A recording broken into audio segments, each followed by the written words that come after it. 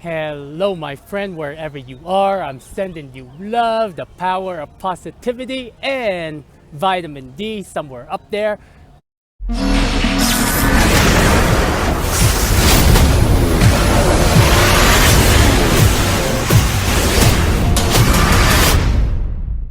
But, my friend, welcome to the Zillionaires Club. And in the back, people are just salsa in. So they're dancing. Very typical. I'm at a park. It's one, pretty close to where I was yesterday. Yesterday I had a great day, and today we're just gonna walk around the park, and I will tell you what happened yesterday. So, my friend, wherever you go, especially in the tourist area, whatever you do, you gotta ask for the price first. Okay. So yesterday, when I was shooting a video at the roundabout. I was just like walking around, and then here, I'll show you.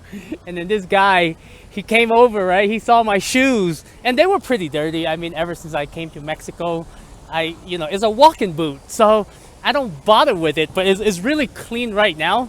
But he came over, is one of the shoe shiner kind of person, and his name is San Francisco, and I always knew. I was like, man, I should ask for the price, right? And then he started talking. We spoke in English. He asked me where I came from and stuff like that, and I told him, I came from the States. And what happened was he started cleaning, and then it got to the very end. I mean, I guess there are levels to shoes cleaning, meaning that tier 1, 2, and 3. For I'm giving you an example, being like, they clean it, they wax it, and they spray the thing on it. It's pretty much like a full package, right? And then by the end, he was like 800 pesos. That's like $40. And then I was like, it can't be that expensive, right? And he looked like a really nice guy. Like, I'm like, man, why would he do it? But anyway, I looked it up on I looked it up on the internet, and on average, it's about like $5 to $12, which runs around 100 peso to 200 peso, or 200, 300, whatever is around there. But most of the places, like you go to, they have like a place where you sit down, and pretty much for us, it was like I was just putting my shoe on on his stand, and then he just started cleaning it. I don't think it took more than 10 minutes, but I should have asked for the price. And I kind of knew he was like a little, because I'm a tourist, and it's kind of like that everywhere you go, my friend. That's one thing you gotta know. Okay, you gotta ask first, because I was like, man. So, and yesterday, I also made a friend. So I found a pho place, and I guess his name is Tong, Thong in Vietnamese. It's Tong, but in English, or he's Canadian, but in English it's Tong. So we started talking, and I was like, so how many Vietnamese people you see in this area in Mexico City? And surprisingly, the percentage is really, really, really, really small. So when I ordered the food, he came over, he started talking to me, and he was like, "Where are you from?" I'm like, "America." And then he was like, "Oh, snap! I'm from I'm Canadian," and he's from Vancouver. I'm from Seattle. And I guess we all left the country when we were little, so it's kind of is really amazing when when we started talking, and I was like, what are the chances of two Vietnamese people like in Mexico City? For me, that is like, wow, So I made we exchanged telephone number, and if I have time, well, he gotta look after his store. But if I have time, I'm gonna call him. We're gonna meet up and just kind of like chit chat and see what's, it's kind of like that's how you meet people. So I was really excited about that. And the reason why we're back at the park here today, my friend, because yesterday I saw it's not really like tarot. Like she like she does. She's on the other side of like that's where they perform like street music performances. Asian flavor flav. And she was just one of the in OW, and she's in one of these. Because I always wanted to try it. I was gonna book a tour in Oaxaca, and pretty much like he was like the host. Like they take you around the city, and then and pretty much to share the culture. But then at the same time, tarot is one of those like it's very esoteric, right? Like don't ever believe your whole life or base your whole life on esoteric, because it's kind of like they give you half answer and the other half is a guessing game, and you can pretty much like plug it into whatever topic, but mainly they attract people because they talk about, oh my god, we're at Chinatown again, but pretty much they talk about relationships, about money, about people that want to predict the future or know the future. So it's very blatant, not blatant, it's very vague. Come with me to the dark side. But I want to try it because there are techniques on how to read it. People that it's kind of like when you read a scripture, when you read a story, like yeah, everyone like translate it differently. It's like when you look up in the clouds and we see different things, right? So these people, imagine these people are doing it for a living. It means that they have some kind of knowledge, and for me, it's all about my curiosity. They say curiosity kills the cat. Hey, we were here yesterday. Look, that musical area thing. So, but first of all, it's my first time. If I do it, and the way that I want to do it, I just want to use her as an interpreter, right? I'm like, hey, can I pick like 3 cards?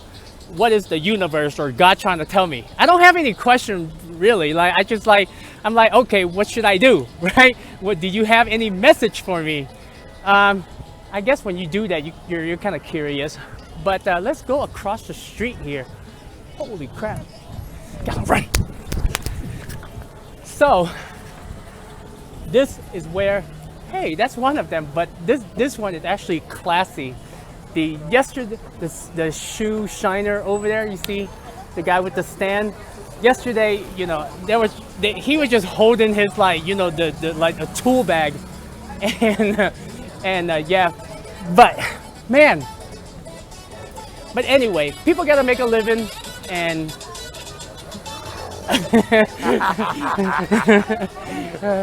that scared me a little. But if I find the tarot reader, I'll go and get a reading. Because yesterday she was doing a reading for a customer, and usually it takes about 30 minutes to 45 minutes. Oh, sorry. Back to the Oaxaca. The reason why I didn't do it, I didn't book a tour with the person, simply because I was busy. I know I'm traveling, and I'm still busy, right? So my friend, is Transformer. Hey, focus.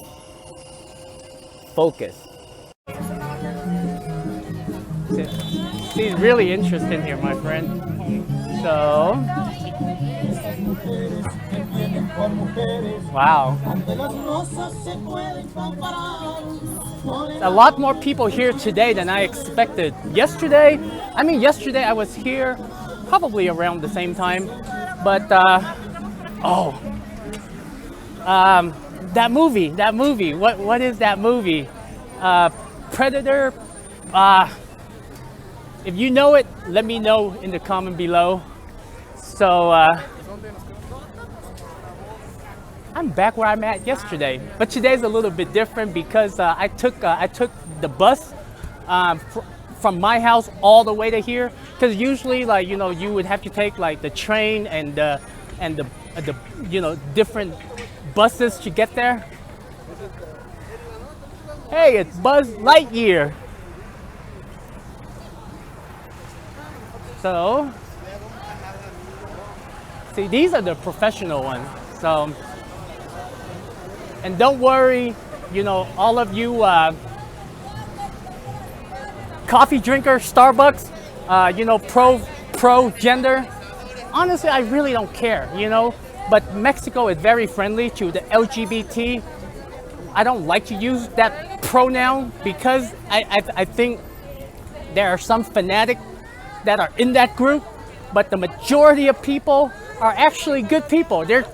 Imagine if you are gay, if you are lesbian, if you know, imagine in a society that we're living in, it's already hard trying to tell people that because of the reaction, but it got to the point where it's really, really extreme, to the point where, yo, I'm gonna cut off my dick, yo, I'm gonna, you know, sew on a vagina. Chỉ là nỗi nhớ mãi đằng sau cuộc tình đã lỡ, chỉ là cơn mơ cuốn theo cả một trời thương nhớ, chỉ là nỗi đau tổn thức, chỉ là nỗi thêm một chút, chỉ là nước mắt cứ rưng rưng. Woo! But Mexico is very open-minded. You know, the reason why I say that, because there are flags, rainbow flags, you coffee drinkers, and actually I've been smelling a lot of cannabis, not a lot, but I smell it, you know, Oaxaca and Mexico City. And my friend, if you go to Cancun, if you go to Mexico City, it's pretty much similar to like being in, like, you know, you get the like the Spanish speaking, but pretty much like, you know, like businesses are very similar. And that is it for this video, because I don't want to get dragged up. I don't want to keep on, you know, talking over and over and over and over about random topics, because you probably have better things to do. So my friend, go out there, travel, go to a new country. You know, I try to pick a place where, you know, where you are treated best. I know that saying from Nomad Capitalist, but you know, you don't have to be like super wealthy. You know, get passport, different kind of passport. You know, plan out your life.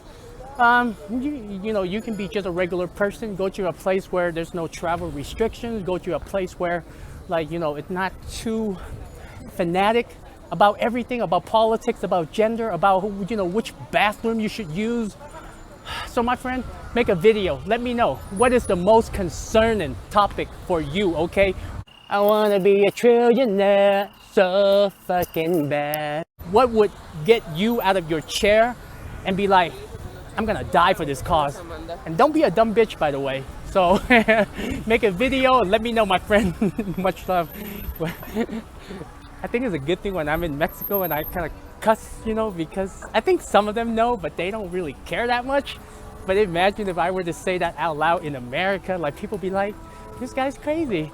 So much love, my friend. Use the hashtag #GazillionairesClub and we will get this conversation going. I'll see you in the next video.